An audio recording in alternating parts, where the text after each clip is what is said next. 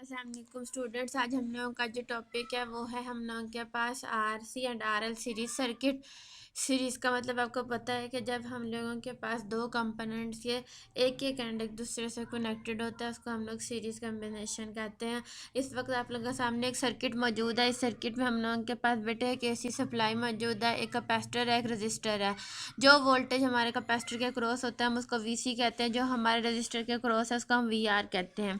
इन दोनों के अंदर से करंट गुजर रहा है बेटे, क्योंकि ये दोनों सीरीज के अंदर हैं तो इनके अंदर जो करंट होगा वो सेम होगा। चैप्टर 13 में आप लोगों ने पढ़ा था कि सीरीज कम्बिनेशन में करंट सेम रहता है लेकिन वोल्टेज चेंज हो जाता है। तो बेटे वी सी और वी आर एक दूसरे से डिफरेंट होंगे लेकिन इनके अंदर से गुजरने वाला जो करंट है वो हमारे पास सेम होगा। बेटे ये हम लोगों के पास आई है फेजर डायग्राम, ये वेक्टर डायग्राम है। इसमें आप लोग देखें कि आई रूट मीन स्क्वायर को उसने एक्स एक्सिस के ऊपर ड्रॉ किया है और इसी के ऊपर उसने V root mean square sorry V R draw किया बेटे, जो कि हमारा वोल्टेज अक्रॉस द रजिस्टर है। क्योंकि आप सबको ये बात अच्छी तरह पता है कि रजिस्टर में कोई फेज का डिफरेंस नहीं होता, ये इन फेज होती है, इसलिए ये इनके अंदर 0 डिग्रीज होते हैं डिफरेंस। तो ये एक दूसरे के साथ पैरेलल भी ड्रॉ की जा सकती है और एक दूसरे के ऊपर भी ड्रॉ की जा सकती है, इससे कोई मसला नहीं है।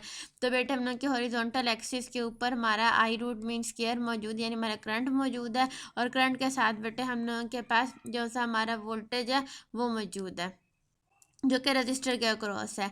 जबकि अब ग्रीन वाला फेजर जो हमारे पास वेक्टर डायग्राम है उसको जब देखते हैं तो ये हम लोगों के पास वी सी यानी वोल्टेज अक्रॉस द कैपेसिटर है। क्योंकि आप लोगों को अच्छी तरह पता है कि जो कैपेसिटर्स होते हैं उसमें करंट जो है वो लीड करता है और वोल्टेज लैग करता है, तो इसको नीचे की तरफ यानी लैगिंग की तरफ शो किया गया है। और करंट को दो दफ़ा ड्रॉ नहीं करना क्योंकि ये दोनों एक जैसा करंट फॉलो कर रहे हैं, दोनों के अंदर से एक ही करंट जो सा है वो देखा जा रहा है, इसलिए हमने सिर्फ एक करंट बनाएंगे और उसी करंट के ऊपर हम वोल्टेज को ड्रॉ करेंगे। हम लोगों के पास अगर ये देखा जाए तो एक एक्स एक्सिस बना और एक वाई एक्सिस बना है, यानी जो हम लोगों के पास वोल्टेजेस हैं एक वी आर पे और एक वी सी, इन दोनों की वैल्यू सेम नहीं है। तो इन दोनों की वैल्यू अगर हम लोगों ने एक एवरेज सी वैल्यू निकालनी है तो उसके लिए हम लोग वेक्टर एडिशन इस्तेमाल करेंगे और हेड टू टेल रूल की मदद से हम वेक्टर ए और बी को आपस में यानी वी आर और वी सी को आपस में अगर ऐड करें तो वी आर की हेड से ये डॉटेड से बेटे शो किया गया, वी सी की टेल जोड़ी और फिर रिजल्टेंट निकाला। ये रिजल्टेंट हम लोगों के पास वी रूट मीन स्क्वायर आता है।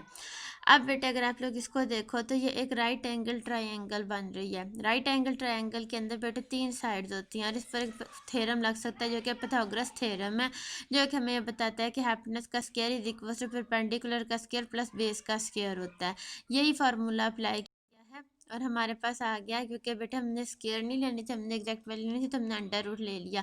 वी रूट मीन स्क्वायर जो कि हाइपोटेनस की वैल्यू थी is equal to V R का स्क्वायर जो बेटा हमारी बेस की वैल्यू थी इंटू परपेंडिकुलर का square V L sorry V सी।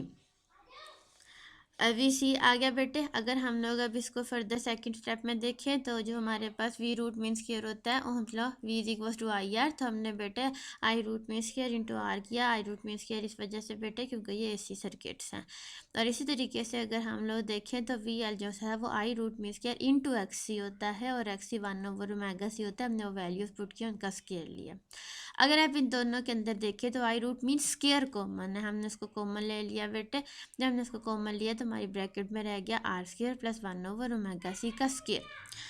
ये जो बेटे square I root mean square के ऊपर है, ये स्क्वायर अंडर रूट को काट के बाहर आ जाएगा। जब ये बाहर आ जाएगा तो dividing I by I root mean square on both sides, जब दोनों साइडों पे बेटे आई रूट मीन स्क्वायर से डिवाइड किया तो ये हमारे पास इम्पिडेंस आ गया। कल वाले टॉपिक जब हमने लेक्चर लिया था तो मैंने आपको इम्पिडेंस का कंसेप्ट दिया था कि अगर हमारे पास दो एलिमेंट्स या दो से ज़्यादा एलिमेंट्स आ जाएंगे इसी सर्किट में तो फिर वो इनकी अपोजिशन को हम लोग रिएक्टेंस और रेजिस्टेंसेस को बेटा इकट्ठे डील करते हैं और उसको हम इम्पिडेंस कहते हैं। तो एक इम्पिडेंस का फार्मूला हमारे पास और आ गया जो कि है आर स्क्वायर प्लस 1/ओमेगा सी का स्क्वायर।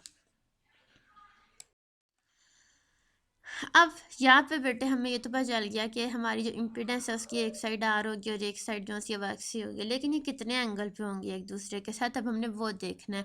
इसके लिए बेटे चैप्टर 2 सही theta is equal to tan inverse Y over X लिया हमने, V C over V R इनकी वैल्यूज पुट की, आई रूट मीन स्क्वायर बेटे एक दूसरे को काट किया और यहाँ पर हमारे पास theta is equal to tan inverse X C over R आ गया। बेटे ये जो भी एंगल होगा ये हमेशा पॉजिटिव एक्स एक्सिस के साथ ड्रॉ किया जाता है। ये बात आपको चैप्टर 2 में पढ़ाई बनाई गई थी और आपको ये बहुत अच्छे से पता है। तो बेटा हमारी एक वेक्टर रिप्रेजेंटेशन आ गई है इम्पिडेंस की, कि हमारे पास आर बेटे जो सा है वो एक्स एक्सिस पर है, एक्स हमारे पास वाई एक्सिस पर है, और थीटा हमने निकाला जिसको हमने पॉजिटिव एक्स एक्सिस के साथ ड्रॉ किया, और यहाँ से बेटे हम लोगों ने जो सा है वो जेड अपने जो इम्पिडेंस है उसका वेक्टर ड्रॉ किया है। बेटे हम लोगों के पास अब बिल्कुल उसी तरीके से आर एल सीरीज सर्किट मौजूद है, जिसमें बेटे एल इंडक्टर है, आर रेजिस्टेंस है, ये भी दूसरे सीरीज में कनेक्टेड है, तो ये भी बेटे करंट को सेम करंट को फॉलो करेंगे, और इसके अंदर से बेटे जो वोल्टेज होगा इनके क्रॉस वो डिफरेंट होगा, यानी वी एल डिफरेंट होगा, और आर हम लोगों के पास जो वी आर है वो डिफरेंट होगा। इनकी बेटे स्टेप्स आपके आगे फॉलो होने वाले हैं, जिस तरह बेटे हम लोगों ने वहाँ पर किया था V root mean square is equal to V R plus V C, यहाँ पर आप बेटे V root mean square is equal to V R plus V L under root करोगे, उनकी वैल्यूज पुट करोगे, उनमें से I root mean square common आ जाएगा, वो कॉमन बेटे बाहर निकलेगा, और इधर इम्पिडेंस की वैल्यू आ गई R square plus omega L का स्क्वायर।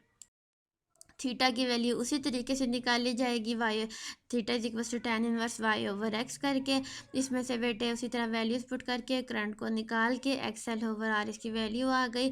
यहाँ पे बेटे हमने फिर थीटा को हम ओरिजेंटल के साथ यानी पॉजिटिव एक्स एक्सिस के साथ ड्रॉ। बेटे इसके बाद हम लोगों के पास एक कंसेप्ट है जिसे हम कहते हैं पावर इन एसी। आपने पावर इन डीसी रजिस्टर के केस में पढ़ी थी, जो कि थी P is equals to V I. अगर आप लोग आते हो इधर तो यहाँ पर बेटे जो हमारा फार्मूला बनता है रजिस्टर के लिए वो बनता है V root mean square into I root mean square. अब असल में होता क्या है कि जो हमारा एसी सर्किट में पावर का फार्मूला है वो है power is equals to V root mean square I root mean square cos theta. आपको अच्छी तरह पता है कि रजिस्टर के केस में जो वोल्टेज और करंट है उनके दरमियान जो फेज डिफरेंस है वो ज़ीरो है, और कॉस ज़ीरो वन होता है, तो इसलिए जो हमारी ऊपर वाली जो पहली इक्वेशन लिखी है वो रजिस्टर्स के लिए बहुत अच्छे से एक्ट करती है। फिर बेटे हम लोगों के पास आता है कि अगर हम लोगों के पास प्योर इंडक्टर या प्योर कैपेसिटर आ गया तो उस हाल में हमारा कॉस 90 हो जाएगा और पावर ज़ीरो हो जाएगी, जो बात हम इन दोनों टॉपिक्स के अंदर पढ़ चुके हैं। उसके बाद बेटे हम लोगों के पास जो सा कोई और बीच में एंगल फ्रॉम 0 to 90 आए तो फिर ये कॉस थीटा डिसाइड करता है कि पावर कितनी होगी, यानी कॉस 30 पे चेक करें, कॉस 45 पे, कॉस 60 पे, जो भी होगा उसके साथ वो बेटे वैल्यू आती जाएगी, इसीलिए कॉस थीटा को बेटे पावर फैक्टर कहते हैं। अगर आपसे कोई पूछे कि पावर फैक्टर क्या होता है तो आप कहेंगे cos theta is the power factor. पहली बेटे एग्जाम्पल है, at what frequency will an inductor of 1 henry have a reactance of 500 ohm. L की वैल्यू दे दी है बेटे, एक्सएल की वैल्यू दे दी है, और उसने एफ आपसे पूछा है तो XL is equal to omega is equal to 2 pi F L होता है। ये वैल्यू बेटे यहाँ पर आप पुट करके जो सा इसका आंसर निकालेंगे फ्रीक्वेंसी का 80 हर्ट्ज। ये बेटे हम लोगों के पास एक उससे रिलेटेड एग्जांपल आई है 16.5 an iron core coil 2 Henry and 50 ohm is placed in series with a resistance of 450। बेटे जो रेजिस्टेंस है जो कि रजिस्टर रेजिस्टेंस ऑफर कर रही है वो 450 है, और बेटे एक आयरन कॉइल जो कि इंडक्टर है वो बेटे 2 हेनरी और उसकी अपनी जो रेजिस्टेंस है वो 50 है, क्योंकि ये सीरीज़ में, और आपको पता है कि सीरीज़ में रेजिस्टेंसेज ऐड हो जाती है तो टोटल रेजिस्टेंस 500 हो गई है।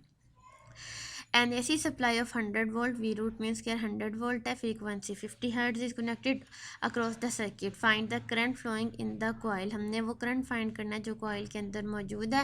Phase angle between current and voltage. Resistance हो गई हम लोगों के पास 50 plus 450 is equal to 500 ohm. Inductance हो गई L is equal to 2 henry. V root means क्या, फ्रीक्वेंसी। सबसे पहले बेटे हमें यहाँ पर रिएक्टेंस फाइंड करनी पड़ेगी, वो इस वजह से कि अगर आपने आई रूट मीन्स केयर फाइंड करनी है तो आपको इम्पिडेंस पता होनी चाहिए, जो आपको नहीं पता। इम्पिडेंस का फॉर्मूला होता है R square plus omega L का स्क्वायर। अब इसके लिए सबसे पहले हमने ओमेगा एल फाइंड किया, ओमेगा एल होता है 2 पाई एफ एल, पाई की value 3.14, frequency 50 hertz, values put की 628 ओहम आ गए। इन दोनों वैल्यूज़ को इम्पिडेंस के फार्मूला में पुट किया, इनके स्क्वायर्स और अंडर रूट लेने के बाद 803 ओहम आंसर आया। Current I root mean square is equal to V root mean square over Z हो गया बेटे। यहाँ पे हमने इसकी वैल्यू पुट की। फेज डिफरेंस के लिए बेटे हमने जो फार्मूला इस्तेमाल किया वो theta is equal to tan inverse omega L over R, जो अभी आपने ड्राइव किया था बेटे। वैल्यूज पुट किए 51.5 डिग्री इसका आंसर आया। एग्जाम्पल 6.6 है typical circuit consist of the capacitor of 2 और माइक्रोफेरेड, बेटा माइक्रो इस्तेमाल नहीं होता, 10⁻⁻6 हो जाएगा। रेजिस्टेंस ऑफ 1000 ओम, बेटे रेजिस्टेंस की वैल्यू 1000 है, कनेक्टेड इन सीरीज।